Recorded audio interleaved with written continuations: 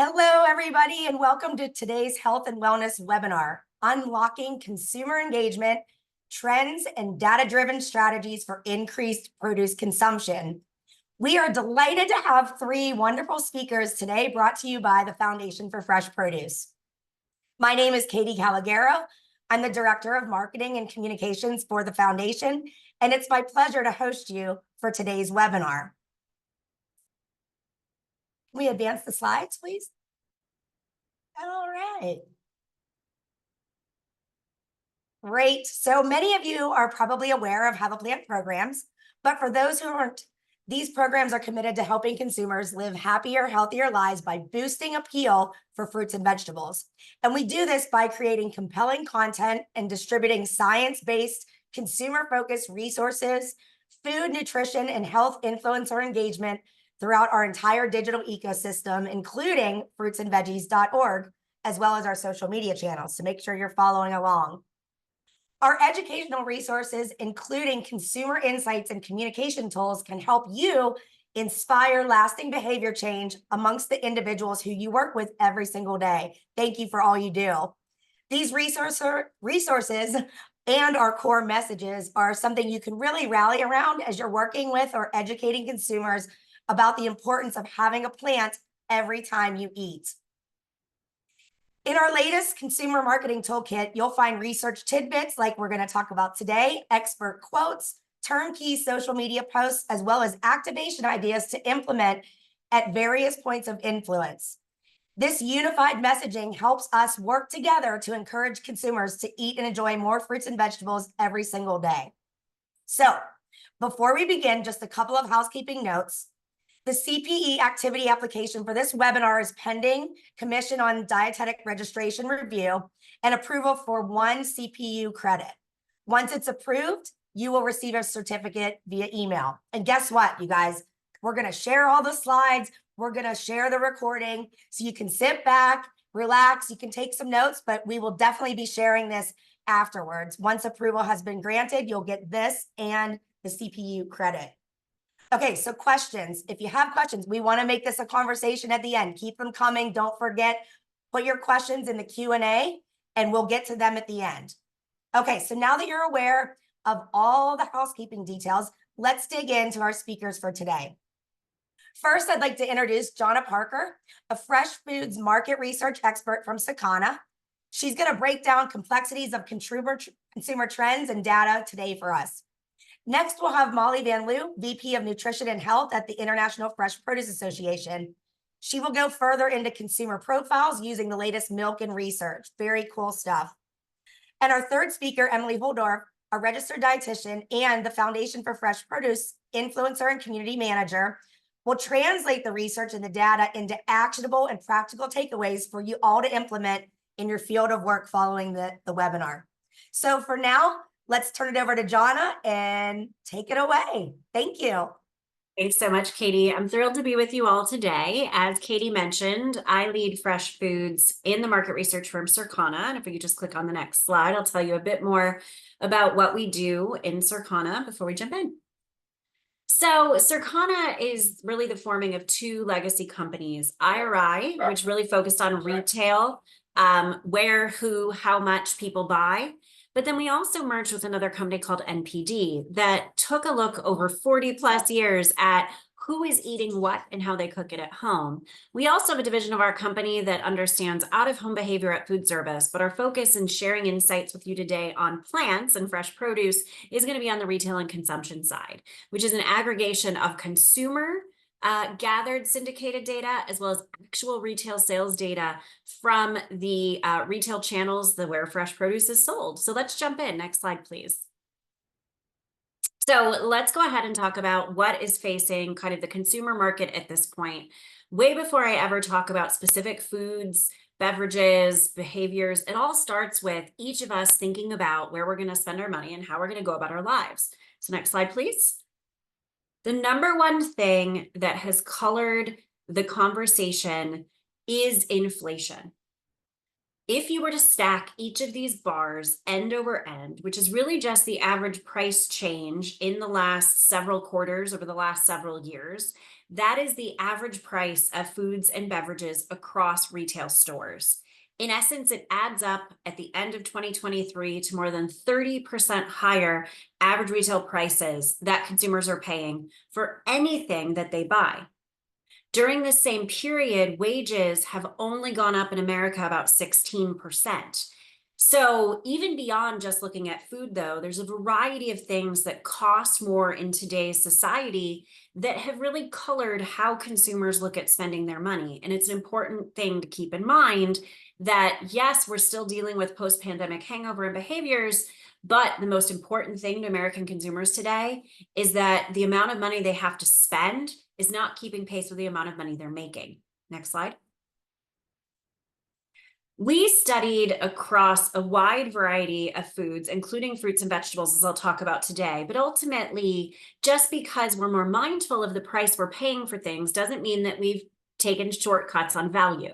In fact, the dimensions of value for consumers today do go beyond price. And I want to go over these before we jump into how different foods are performing, because I think we talk a lot in fruits and vegetables about quality and convenience. Signals of quality, of course, are the freshness of an item. Is it, ripe but not overripe? Is it, clean and packaged well and visible? All those are quality signals. But the reality of quality signals in fresh fruits and vegetables today is every retailer and almost every segment of the marketplace is marketing on quality equals freshness. So what are some of the other quality drivers that consumers are looking for, especially more in the eating experience and their enjoyment of the product? We also have often talked about convenience. And we think about convenience in fruits and veggies as being pre-diced, pre-peeled, ready to consume. But consumers are thinking about convenience in that it's in the right place when they want to enjoy it, in the form they want to enjoy it in. Having fresh fruits and vegetables available in convenience stores and at local coffee shops is a convenient play that we need to keep pushing for. People want what they want when they want it. It's, the world that we're living in with Amazon and other things at the push of a button. We need to make sure fruits and vegetables are available when we want it. We're going to talk a lot, though, today about the middle two that are just as important as quality, convenience in defining value. Relevance. Do I see myself and enjoy and take this as a badge of honor almost in what I choose to buy?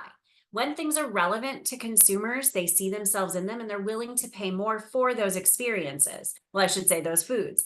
Then it's experience. Am I confident that if I buy this or spend money on it, I'm going to enjoy it? I'm going to be able to prepare it. I'm going to make it a really vital part, and I'm going to be glad that I've bought this. Those middle two, I think, is what I invite you to keep in mind as we go through these consumer trends, because I think we understand price and we understand quality and we understand convenience, but we really need to push ourselves in fruits and vegetables to think about them as relevant and giving a great experience when we eat them. Next slide. So let's talk about how we eat today in America. Next slide, please. When it comes to eating occasions and spending on food and beverage today, the anchor remains at home food that we buy at a retail store, a grocery store, a mass super, a club store, even a convenience store. 61% of our food dollars today in America are originating in a retail store. It also drives 86% of eating occasions are these foods sourced from retail, consumed from home. Now, the inverse of that is that there's a smaller driver from away from home and from food service. The reality, though, is we're very inspired by food service. We're much more interested in seeing things that happen outside the home and then trying to replicate that in home. Next slide. When it comes to eating occasion, those at-home meals are disproportionately happening in the breakfast hours and at dinner.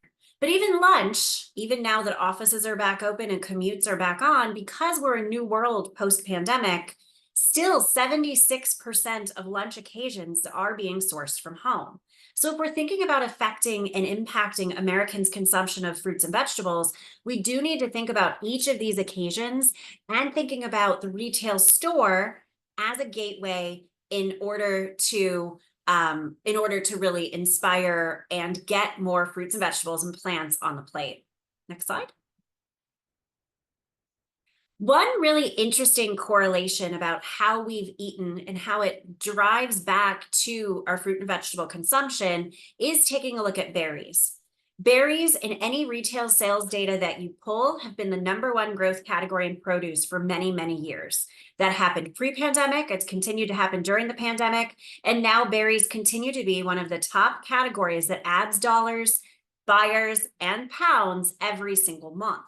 So how are berries doing this? How are they transecting all other factors and headwinds to continue to be consumed, eaten, and bought more often? What we found was when we looked at the difference between berries in 23 versus how they might have been eaten previously, we found that it was berries increased occasions at breakfast, appearing more often in breakfast occasions, that were disproportionately driving more consumption. Now, when we thought about berries at breakfast and what might have changed in the last few years, we looked at things that they were bought with and or they were eaten with. And we found that things like eating more grains like oatmeal and different grains at breakfast, as well as just eating out of fruit out of hand at breakfast, those two eating occasions, which were happening more at food service, that someone would have an oatmeal, but then also offer fresh berries with the oatmeal, like what happens at Starbucks, those occasions were inspiring people to eat from home berries in their breakfasts more often. Berries are an easy fruit to add to breakfast. They fit great there. And that usage occasion kept this train rolling and increasing. We also did find that it was kids and females of upper income, as well as underdeveloped populations with berries. So even this high selling category still has room to grow through more occasions. Next slide. The other big piece that we know is that snacking is up. Mobility especially is influencing people having smaller mini meals on the go. Now they're still sourcing a lot of these between meal occasions from retail, and they're consuming a lot in the home, but they might be buying something from retail and taking it along with them. We need to remember that 46% of consumers snack 3+ times a day, and this ability to eat snacks and mini meals when you want it and how you want it is changing how we eat. More often than not, though, we're not necessarily seeing fruits and even vegetables win their fair share of snacks. So many other meals and foods are competing for that occasion. Next slide. In fact, when we looked at the end of 2023, or at our 2023 year, I should say, so we always track things at 52 weeks ending March 23 when we do these consumption studies. One of the things that we looked at is on a 52-week basis, fresh fruits and vegetables were both two of the areas that, while they make the top 10 of most frequently eaten foods, they weren't necessarily gaining share of all the foods that we were eating in America. So while fruits and vegetables are still very, very much top and the most frequent things we're consuming today, we're not gaining share. There's many other things fighting for those plates and that share of stomach. We can't just naturally assume fruits and vegetables are going to win that battle. Next slide. So let's take a look at how we shop. I just talked about how we're eating differently, many mini meals, sourcing from retail, often on the go, and fruits and vegetables aren't winning our fair share of eating occasions. Let's talk about how we shop for fruits and vegetables next. So I mentioned earlier, but throughout this year, we continue to see that 9 of 10 households are extremely concerned about food cost inflation, and 70% are saying it's harder to stay on budget. Now, as a statistician who looks at retail data, I can tell you that prices are not increasing. However, 85% of consumers actually think they're continuing to go up. Perception is reality. If the cost of food appears high to people, no matter what data we show them, they're going to think it's too high. Now, we've also seen that because of this influence of food cost inflation, 84% of consumers are changing what they do and how they shop due to increased grocery prices. Unlike earlier in food inflation era, which really started in the beginning of end of 21, early 22, we are now seeing that it's shoppers age 33 and younger. 95% of them are now changing behavior. The older consumers primarily did some things when it first went up, but they're starting to snap back into their additional routines. And so they're not necessarily making additional changes. Younger consumers who are just now setting how they're going to shop for the rest of their lives are still making conscious choices to avoid food inflation in how they shop. One of the most interesting ways that younger consumers are combating food inflation differently than older consumers is the presence of use of online groceries. Now, Online groceries and fruits and vegetables is still not nearly as developed as non-foods and shippable foods. But the reality is consumers under age 42, 51% of them are mixing online and in-store shopping for anything. So they can just as easily be inspired by something that they see in an online grocery that then they go convert on in retail for fresh fruits and vegetables. This is so important for us to study because less than 25% of shoppers who are in the baby boomer generation are shopping online. This mix of online and in-store inspiration and buying is very much younger consumers, and we really need to understand its metric and its relevance in driving more fresh fruits and vegetable consumption. Next slide. The other big change in how we shop is we're doing what I call just-in-time shopping. So because of food cost inflation, the average American household is making more trips to the store for food and beverage than they ever have. They're making many, many small trips. So we're seeing about 22 more trips per American household, about 12% increase than we did 3 years ago during the pandemic. We've also seen 4 additional trips added to a retail store for foods and beverages than we just saw a year ago. Now, fresh foods is going up evenly with those trends, as is non-food and shelf-stable food. But the real difference is in produce. Produce has seen 7 more trips by the average American household than 3 years ago. It is the only fresh foods department that's seeing this trip increase. Now, people are still buying meat and seafood, but not as often as they were a few years ago. Whereas produce, we're definitely seeing the impact of more smaller trips and people buying just what they need when they need it. And because fresh fruits and vegetables in the produce department allow them to just buy the size, shape, and quantity that they need, they're actually shopping the department where they are at and picking up just what they need when they need it. Next slide, please. But the reality is that fresh foods, especially fruits and vegetables, are still disproportionately underdeveloped in younger generations. So when it comes to boomers and Gen X, which are consumers in their mid to late 40s today and above, they still spend about 30% of their total foods basket dollars on fresh, including fruits and vegetables. Millennials and Gen Z are not just under share compared to those older generations of what makes their basket spend and shop up from fresh, they're actually flat and declining that share. We can't just assume that as millennials and Gen Z get older, they're going to stop shopping center store and frozen and go to fruits and veggies. They're just not necessarily naturally working in that way. We need to do more to encourage it. Next slide. And one of the most interesting things that's happened this year is about being satisfied with the status quo. So we talk a ton as the industry about getting more people to buy fresh produce and ways to do that, and just fruits and vegetables and plants in general. But the Wall Street Journal recently on their own had an article called "Cool Comes to the Humble Produce Aisle." And the interesting thing is the entire point of this article was to talk about how Pepsi style or CPG style marketing strategies can have a tremendous impact in the produce department. There's an aspiration that consumers very much want to eat more plants and fruits and vegetables, but we're being outmarketed by other foods demanding their time, energy, and space. So we have the aspiration. How do we connect that with the reality? Let's talk about that more in the next few slides. So continue going. So first off, produce is a strong department from a sales and shopper engagement standpoint. We're not doing too bad. Even though that top left graphic, which takes a look at the percentage of households who buy fresh produce on an annual basis, we're really still looking at 98.9% of America is buying fruits and vegetables somewhere at a store that sells fruits and vegetables in America. We've also seen healthy growth in pounds. We've seen definitely strong growth in dollars. And we are not necessarily up to the during pandemic peak when everyone was homebound, but we're still holding our own. The reality, though, is this growth, given the aspiration and interest of Americans to eat more fresh fruits and vegetables, really should be stronger than we're seeing it today. Next slide.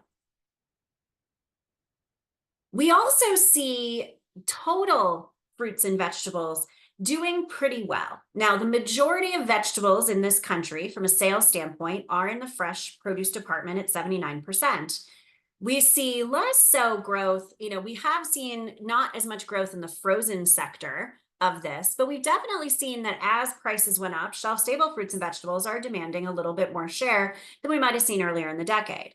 Now, on the fruit side, it's frozen that actually has seen more of an increase in share. What's so interesting when you dig into these trends, it's not necessarily someone changing from a fresh commodity to a cheaper alternative in frozen or canned. You actually see frozen and shelf stable marketing solutions and options to people that might be more relevant to them. And that's why they're winning that game. For example, a lot of frozen fruit is being driven by people using that fruit for smoothies and wanting that fruit on hand in an affordable pre-mixed way. And actually, a lot of frozen fruits that are doing well are marketing directly as a smoothie blend. Imagine if we did that in price promotion in fresh produce, where there's infinitely more possibilities than things that just mix together well in smoothies and frozen. Next slide. Another big point we talk a lot about in produce is organics. Organics, many consumers consider to be a premium experience from a regular conventional version of produce. And there is a segment of the population that will almost exclusively want organics in their produce. But the reality, and I've been doing kind of analysis on produce for almost 2 decades, we're still only at 12% of total produce dollars that are coming from organics, and only about 8% of pounds. So while organics are an important part, especially where consumers who really require it are shopping, it hasn't delivered a strong increase in consumption, and it really hasn't brought a lot more engagement to the department. Next slide. One last piece, of course, is value add. We consider value add produce to be anything that is altered from its whole point. So it might be peeled, it might be chopped, it might be mixed together differently. Now, even despite price inflation, value add continued to grow. People will often, some segments of the population, buy value add, not instead of or upgrading from whole conventional. They actually will only buy fresh produce or produce if it is cut and prepared. It's more relevant to them, as I mentioned earlier. They might have the experience of how to core a pineapple, so they really like the fresh cut option. We can't take our eye off of value add in that segment of the population that just needs produce a little bit easier for them to consume it. Next slide. Ultimately, when it comes to the future, we predict that if everything stays the same, our data says that produce will grow by about 2 to 3% in dollar sales. We'll see prices moderate at only 1 to 2%, and volume will be relatively flat. All that sounds great, I'll be honest with you. That would put produce at outpacing many other food and beverage departments. But is that enough? Given the aspiration and the interest that people have in leading a healthier lifestyle with which plants and fruits and vegetables just matter, I would have expected this growth rate, if we were to take the perception and the goal that people have of eating more fruits and vegetables, this growth should be much, much, much higher in America. So let's talk next about who's already overspending on produce and where that growth pocket's going to come from. Next slide, please. And I'm going to go pretty fast here, so listen to some fast here. So let's talk about pockets of potential, who we have today and who we need to engage more with tomorrow. Next slide. All right, the first thing we need to talk about when we talk about potential is that there is a changing of the guard when it comes to American households today. We know that populations are migrating south and western, and that there are people of all generations who are now living either part-time or full-time in a city that they didn't grow up in. We've also seen tremendous change forces in the Hispanic populations, but also I don't want to discount the Southeast Asian and the Eastern Asian populations as well. We don't look like consumers from years ago, and that relevance and that experience with different foods, whether they be American foods that people are just learning new in new cities, or obviously finding value, and I should say finding flavors and products that they love. The reality, though, is we can't have all foods at all stores for all people. And the last piece, which I touched on and will go deeper in, the younger generation today are setting the behaviors that they will have for the rest of their lives. And they're coming of age in a time where they were locked down during a pandemic and had to learn new skills, as well as realizing that the grocery store or supermarket area of stores is really set up for baby boomers and Gen X. They're voting with their dollars in new and unique ways, and we need to meet them in the moment and not just expect them to suddenly walk up and down every aisle and shop the way their parents shopped. These new pockets and changes are happening today, and we already see their impact in the marketplace. But next slide. When it comes to produce, it really is an interesting phenomenon. While every American household basically buys something from fresh produce, the top 10% of shopping households drive 4.4 times more sales in the US than the remaining 90%. And the way that they do that is they buy on average 31 different varieties of fruits and vegetables annually, versus the other 90% of America only buys about 17 different varieties of fresh fruits and vegetables. By the way, we track more than 100 varieties. So even the fact that the top 10% of shoppers are only buying 31 still shows opportunity. But the deeper the basket, the more fruits and vegetables that people are buying, spending, and eating. So who is in this top 10% of highly invested shoppers today for produce? What we found is it's very much indexed in the boomer generation. So folks born from 1946 to 1964. Now, that is a very large household. There are a lot of population in the boomer generation. In fact, 33% of all buying households in America are in boomers. So they definitely punch above their weight in terms of how many households are in that generation. But that would eschew anyone who is not in their mid 50s or older right now today. We also have always seen a higher spending among higher income per capita. Now, that's still 32% of all households that fall into a high income per capita spending index. But the reality is, especially with food cost inflation, even the most economically advantaged consumers don't necessarily buy a ton of fruits and vegetables. And last, but equally concerning, we see because of the over-dependency on higher income and older generations, it's a smaller household makeup. These families, we definitely have seen delayed family starts and less households per children in America, just in our population. But we used to bank on strong fruit and vegetable consumption when someone has a child present. If we're not having as many children present, we really need to still focus on adult consumption as much as children's consumption. So who are some of the pockets that present opportunity that Molly will go in deeper in the next? Let's just go to the next two slides. So where can we grow produce's base? And I'll need you to click through this one, please, and bring it all up. First off, attitudinally, there is 16% of the US population who we call attitudinally healthy chic.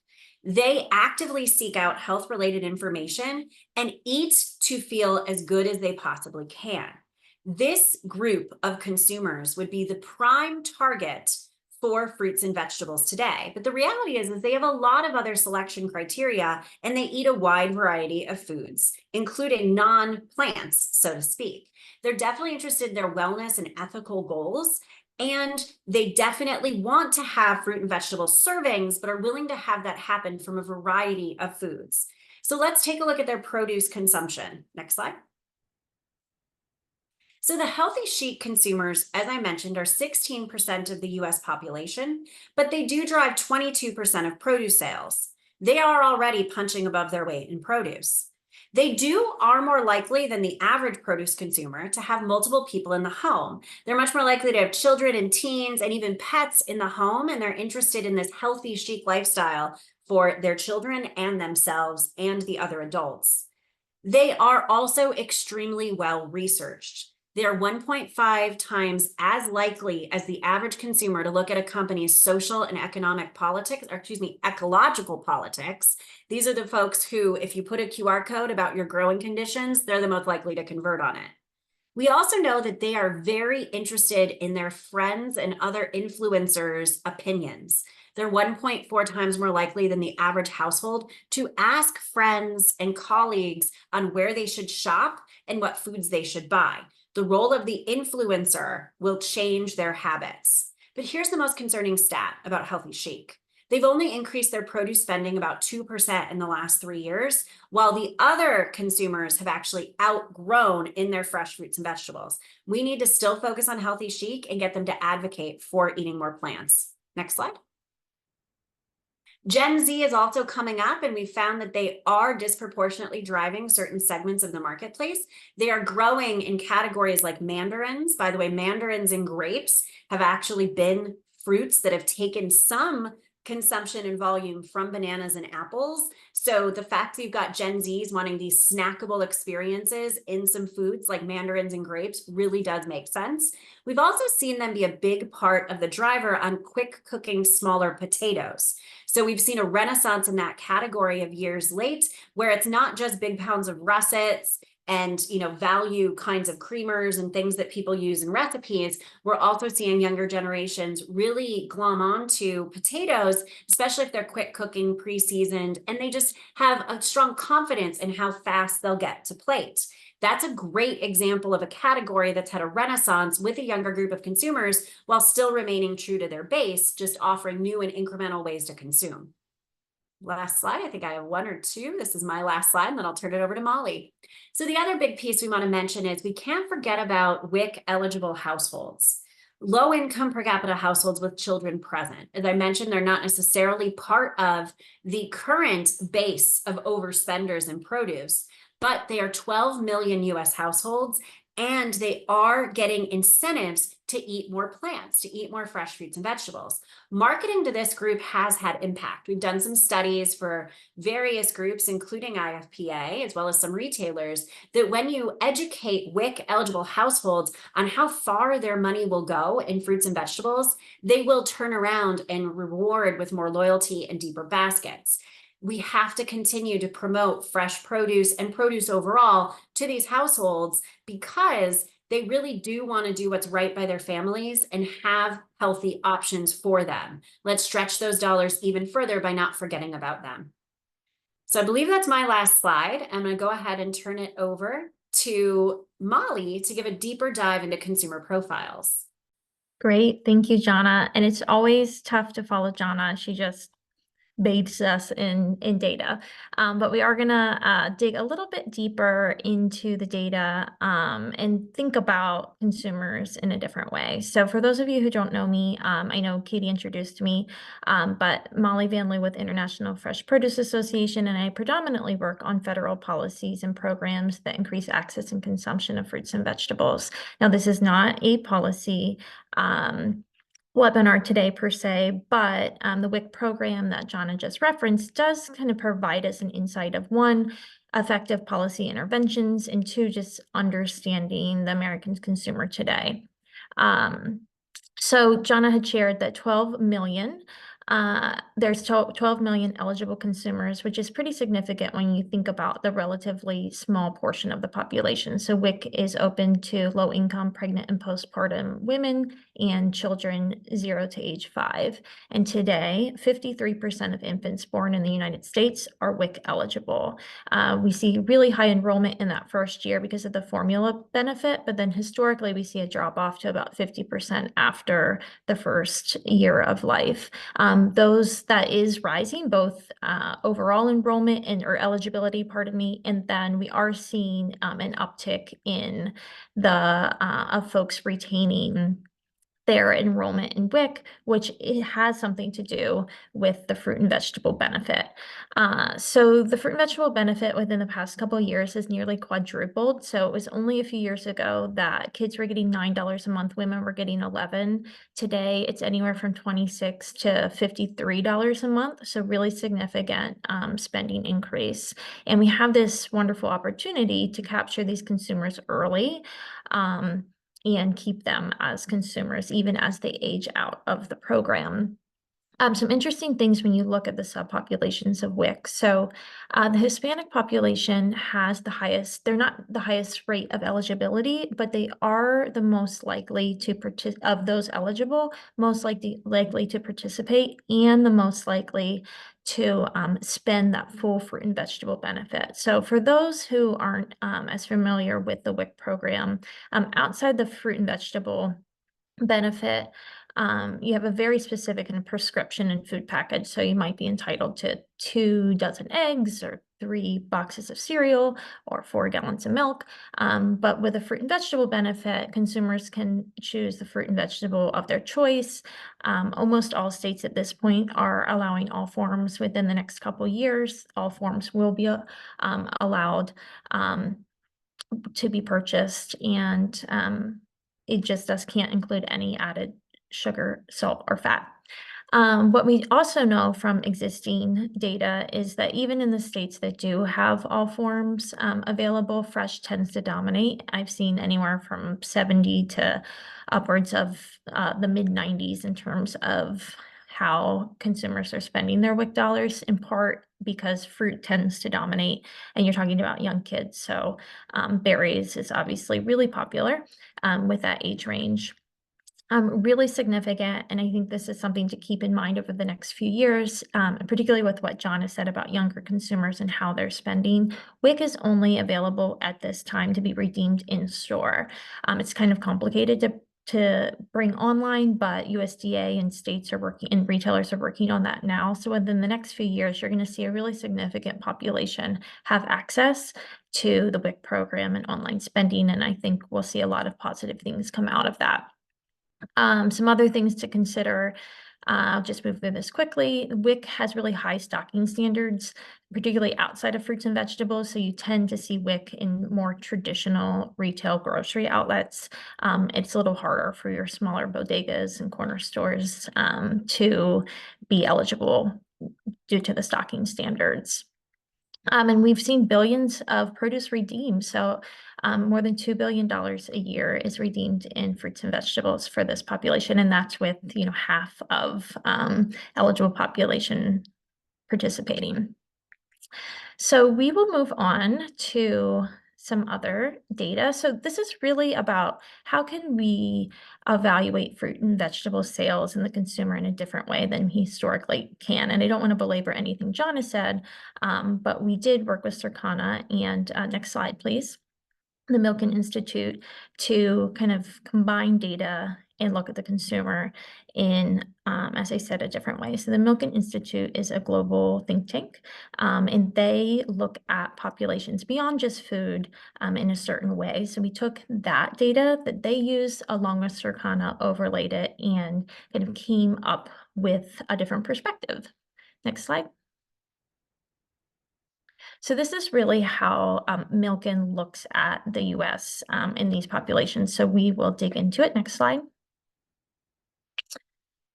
So almost 3/4 of America, they classify as urban America. And that might not be exactly what comes to mind when you think of urban America. And it's not consistent with just one socioeconomic level. So you have your urban core, your lower middle class, affluent suburbs, middle class in that urban America, and then industry-driven America, as you can see on the screen. The subpopulations, low-wage manufacturing, manufacturing Midwest, the Great Plains, Hispanic agriculture. Next slide, and you'll get these. I know I'm moving and grooving through these quickly. Extremely vulnerable Americans makes up 3.5% of the US population. You might say, didn't you just say 53% of infants are eligible for WIC? Those would be vulnerable Americans. This is extremely vulnerable Americans that are having they may not even be likely aren't participating in these programs, even if they're eligible. And that includes the Hispanic border, Black South, White Appalachia, and American Indian reservations. And then finally, Grain America. I don't know if people want to be classified as this, but they are, for the purpose of the Milken data, 5% of the US population, and retiree communities and isolated seniors. Next slide. So here's just a glimpse of when we talk about urban America, where these populations are most prominent. So a lot of coastal populations with urban America. Next slide. Industry-driven America, so this is really interesting and not totally surprising, but significantly less percentage, but a really significant geographic region of the US. Grain America, you can see on the slide here, concentrated in, some of these are not surprising. Next slide. And then extremely vulnerable Americans, which the classification of those subcategories is pretty indicative of the geographic location, but you can see those here. All right, so next slide. Yep. So this is hard to read, so you can, and I'm not, in the interest of time, not going to dig into this too much.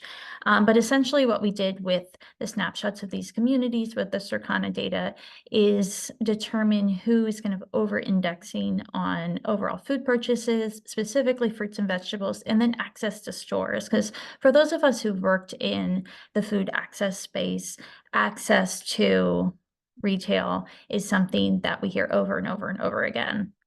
And you'll see that certainly if you don't have access to healthy retail, that it's incredibly hard to eat healthy, but it doesn't mean, one, that access to healthy retail means people are eating healthy. Next slide. Okay, so this is really where we landed with kind of categories looking at that data in the Milken population. So we have our produce champions, which are the urban core and the affluent suburbs. And their produce purchases index higher than food purchases. They have the highest spend on produce by pound, but they under index on access to stores, which is interesting as well. We also have the food champions, so your middle class, retirees, lower middle class, college towns, and they're over indexing on all of those categories. So food purchases, fruit and veggie purchases, and access to retail. Then we have our needing a nudge, which are they index food, but they're under indexing on produce, and they don't have access to stores like some of these other groups. And that segment is predominantly the manufacturing Midwest. And then we have a lot of people who are struggling when we look at fruit and vegetable purchases. So access to stores is a challenge, as well as purchasing of all food, vegetables, and fruits. So really what we're hoping with this data is to just arm everyone with additional way to think about the consumer. Again, we often market or design programs that are aiming at a particular group or groups, and this just gives us a different way to consider how we're doing promotions, how we're marketing, how we're doing policy interventions. So again, we will make sure that you all have these slides, and I'm happy to talk offline with folks who want to dig into the data a bit more. I think that's it for me, so I'm going to turn it over to Emily to talk about some practical applications. Great, thanks, Molly. So now let's take some of this data and information and put it into action in your various fields of practice as a health professional. Next slide, please. So Gen Z has prioritized making meaningful connections their thing this year. So they're seeking that out, whether it's in person or online.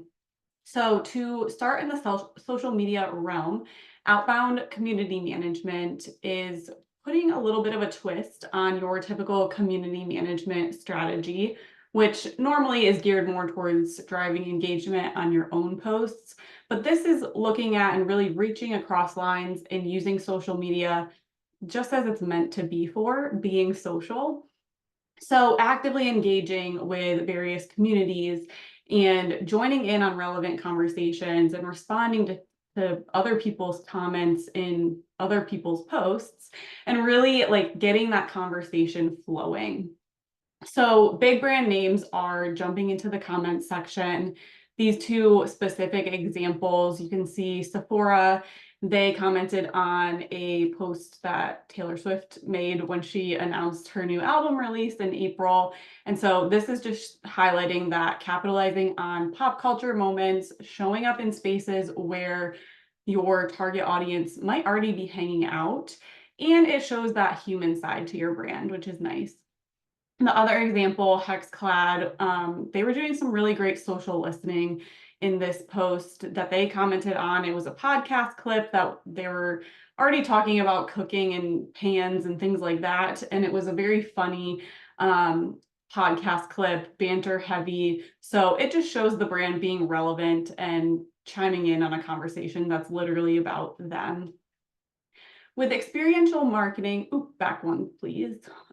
With experiential marketing, the point of this is to create memorable experiences. So trying to immerse your target audience into your brand or product. So this oftentimes does generate a lot of organic social media buzz, which is nice, but it also leaves that lasting impression. So think about for yourself, if you've ever gone on like a farm tour or a behind the scenes tour of some sort, you are going to remember that it's impactful. You're able to take that info and bring it back to your clients maybe.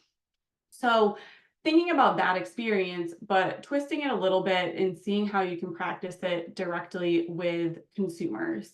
So this doesn't have to be anything elaborate, but I do encourage you to think unconventionally.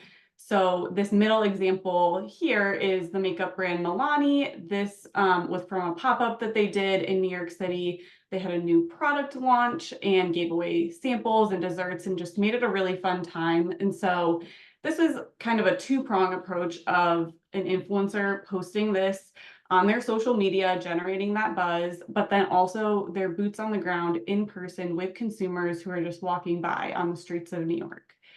And something to remember here is that you don't always have to be that main brand or product hosting or planning that event. So think about other brands or products or even organizations that you could partner with to infuse produce on the menu, or maybe you can sample your product or a produce item at an event. So getting creative there. And then lastly, with community involvement, encouraging you to engage with your local communities. So whether it be those farm tours, or maybe it's a cooking demo or a grocery store tour, and could you do like a special menu tasting that's promoting local produce? Or if you're in the school setting, maybe it's creating a garden club or dinner club on campus where students can gather to get experiences with produce items, but then they're also building that connection piece with their peers that they're clearly seeking by indicating those meaningful connections that they want to prioritize. So this example here on the right is from Vanderbilt. They created this underground supper club, which sounds really awesome. I wish that was a thing when I was in school, but this event was held in like a secret location.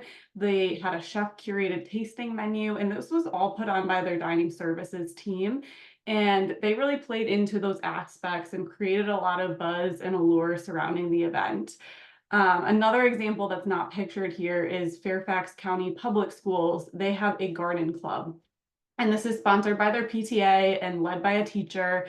And it allows for 3rd to 6th graders to learn how to plant and harvest and just all the ins and outs of gardening. They learn how to make recipes with their harvest. So I have a video and an article with more info on both of those examples that we'll include in our follow-up, but really fun ideas.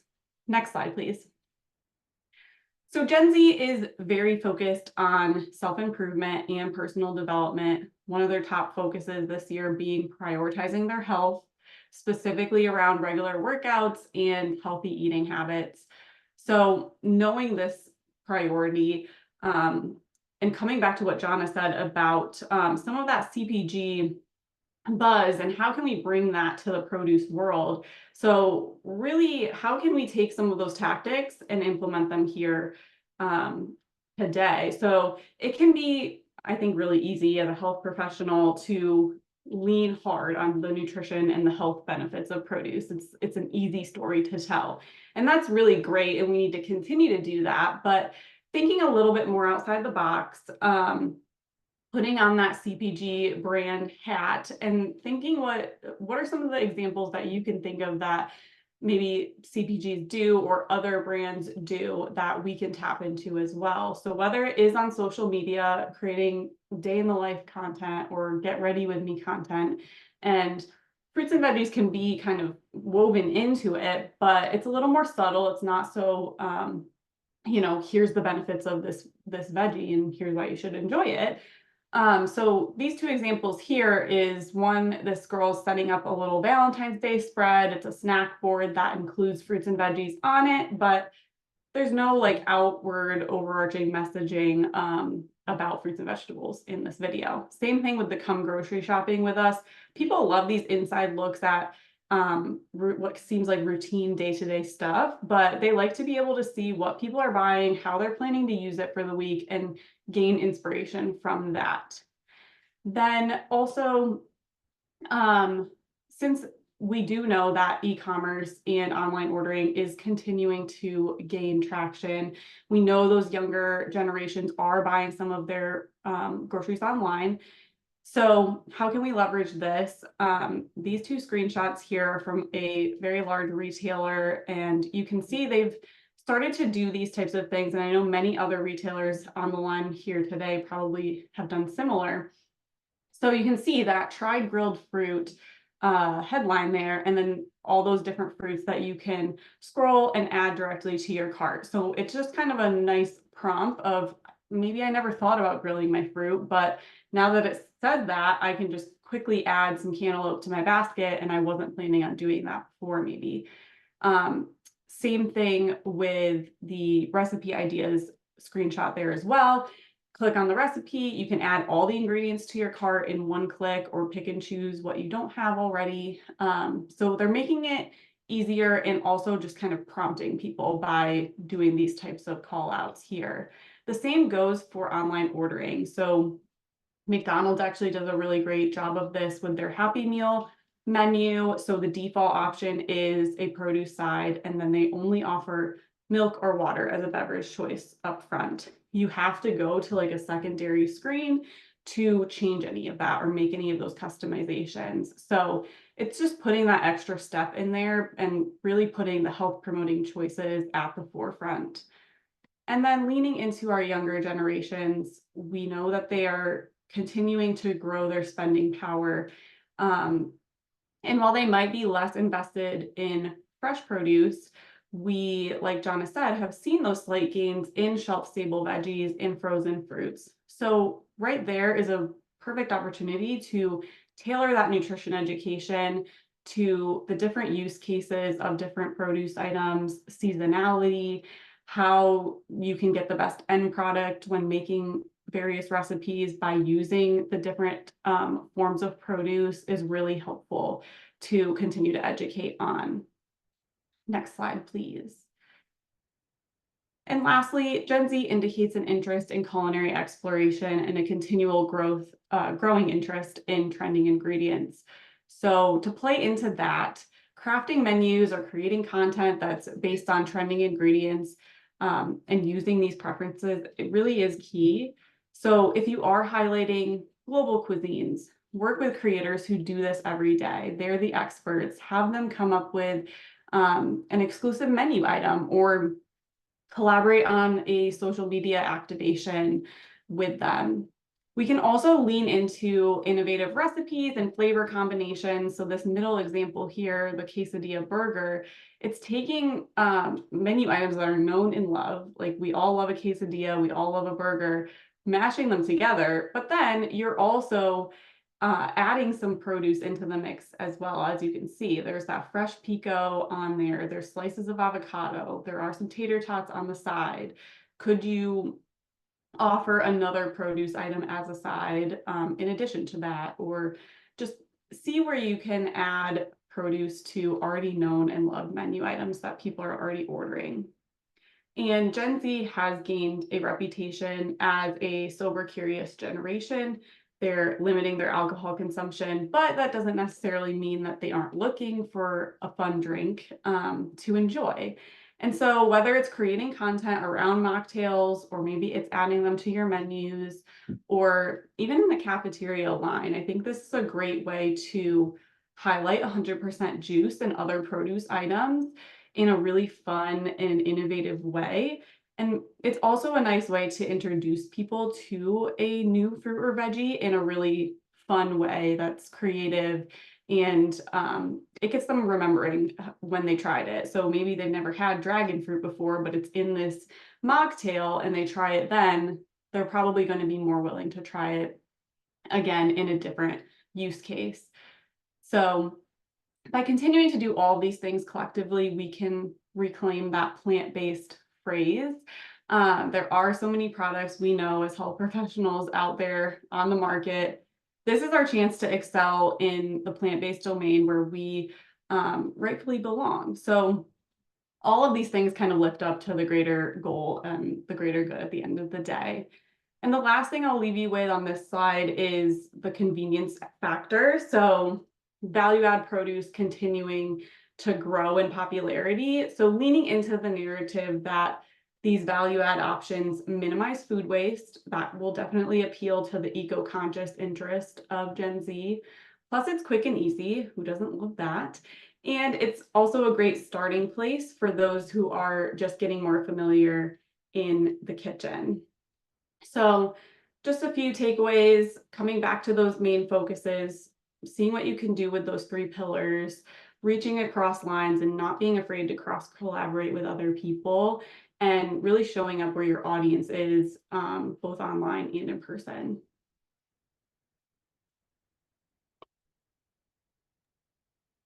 Thank you, Emily. All right, we've got 5 minutes left. We have a lot of questions in the chat, in the Q&A, Jonna, about SNAP.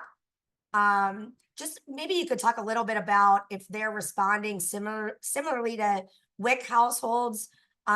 People are also interested in their choices and psychographics, as well as how we can market more effectively to those customers, and how we can support the retailer partners to get this group in particular to eat more fruits and vegetables. So high level SNAP, 2 minutes. Well, first off, I was just looking on my other screen because we did an in-depth, in January of this year, we published an in-depth look at SNAP households and how the last 4 years, not just about fruits and veggies. So Katie, if it's okay with you, I'll get the link to watch that and read that paper because I won't do it justice. The reality is that WIC households and SNAP households both, are using their government assistance programs, but I think the presence of children in the home with the WIC households does change what produce they look for. And I'd say just real quick overall, because I'm sure that Molly and others have done more work on the fresh produce side with this, but we can't take someone not buying something that they don't want to buy it. I think what might have hurt some of the SNAP presence is we know produce goes bad quickly. So there's still a very high degree of engagement with that group to buy produce, but they're not buying much of it and they're not buying it often enough because they're afraid of spoilage. So I do think anything marketing about how many meals you can get out of a serving, something like that, again, would make that relevance, not just for SNAP consumers, but a lot of consumers who are curtailing their produce pounds because they're worried about spoilage. So, but I'll make sure to get back through with this. And yes, I know we got a question about this deck being posted. It will be posted.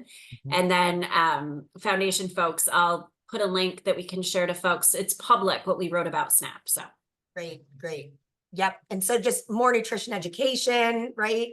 We hear that across the board all the time on how to extend that food dollar and really show the value, I think to your point earlier, to keep it relevant. And Molly, did you want to pipe in a minute?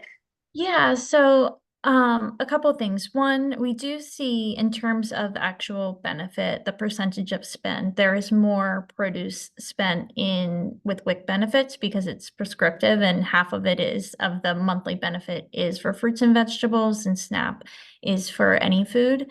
And about I think at this point, 40% of SNAP households do have children in the home. Obviously, WIC households, it's 100. So those are significant difference, but there is a pretty high percentage even in SNAP households.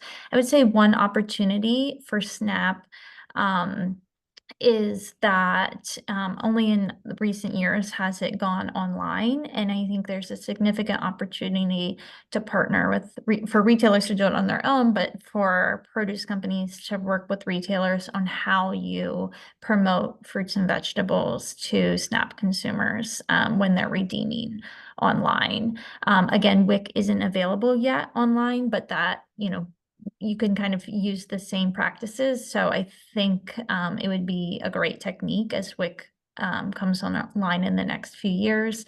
And And we've seen, the data that for WIC consumers in store, they're spending more on value added now that they have a little bit more. So I think there's things you can do in store as well to make sure that you're targeting those customers. I know it's tricky in the produce department. People don't, retailers tend not to like to target subpopulations, but it's something to consider when you see what significant chunk of Americans are eligible for these programs. Thank you, Molly.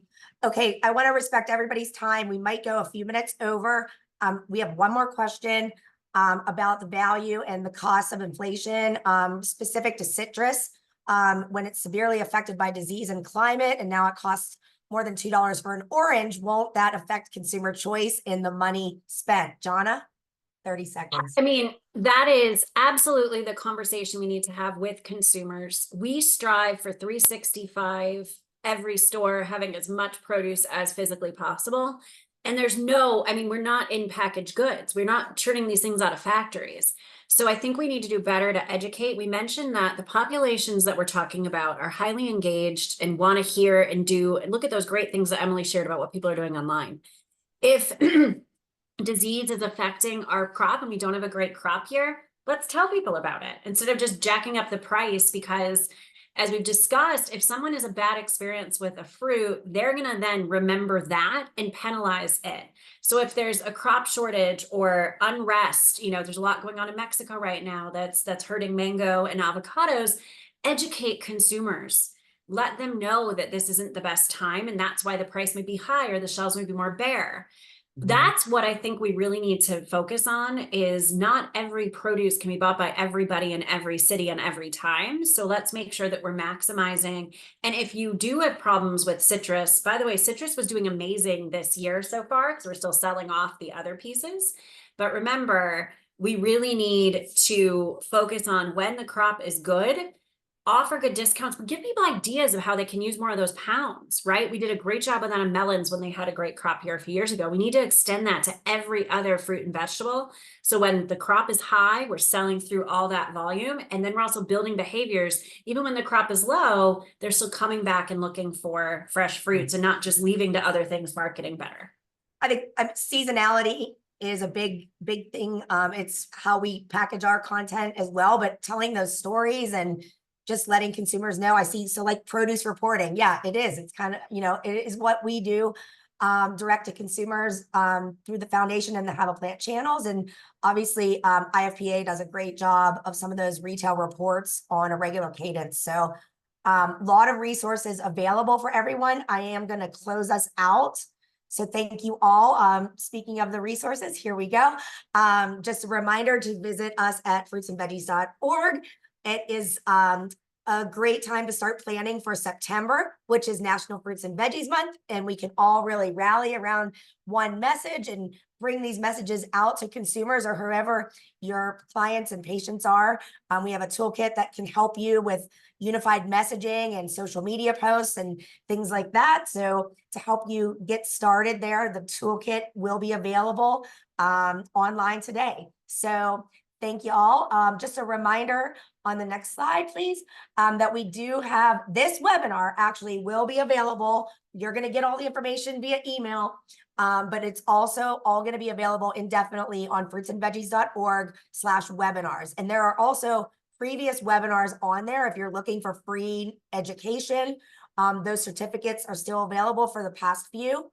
And then we'll continue to house these webinars on that site as well. So next slide, please. I think that wraps us up. We appreciate you being here. Have a great day. And don't forget to have a plant. Thanks, everybody. Thanks, Jonna, Molly, and Emily, and for all of your participation today. Appreciate you.